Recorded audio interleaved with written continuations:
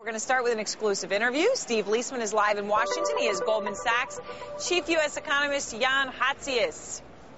Aaron, thanks very much. The economy very much in focus this morning with a very disappointing small business survey, as well as those trade deficit numbers coming in. And who better to talk us through this but Jan Hatzius, Chief U.S. Economist for Goldman. Jan, good morning. And what do you think of these small business numbers? Does it seriously derail the concept of economic recovery?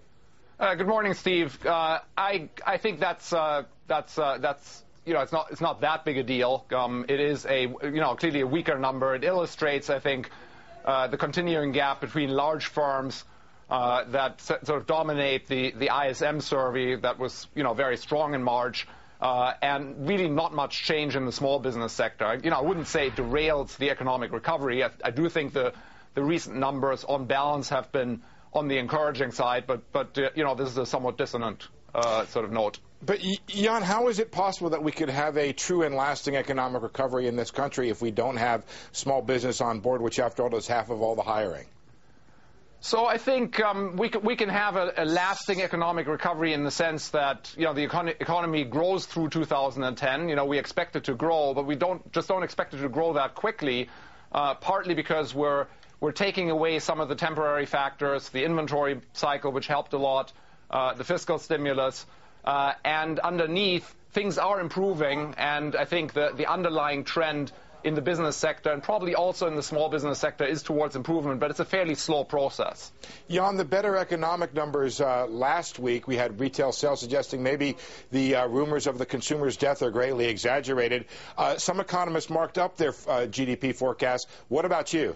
We are, we definitely have some upside risk to the near-term numbers. First quarter is probably going to be pretty soft, but the second quarter looks like it's going to come in pretty good. We'll want to see the government retail sales report that comes out tomorrow morning. The store reports are always a little tricky in March and April with the shifting timing of Easter, so we want to see how much of an effect that actually had. The government retail sales report is seasonally adjusted, and therefore you get a better sense there. Jan, I read in your report that the consumer has continued to sort of surprise you guys, saving a little bit less than you expected. But you have a really interesting reason for that. Maybe you could explain it. So basically, if you look at the personal saving rate, it's still very low. And if you look at personal saving, you would conclude that consumer hasn't really retrenched by all that much. But that's basically because the personal saving rate does not include housing expenditures. And so it's somewhat at odds with how most people probably think about spending. They probably include housing expenditures. If you do include housing expenditures, you've actually seen a pretty sizable retrenchment, and a retrenchment that's actually quite in line with what you would have expected given the decline in housing and other wealth. Jan, let's go back and talk about how solid this recovery is. What challenges do you see ahead for the economy that could really derail the recovery?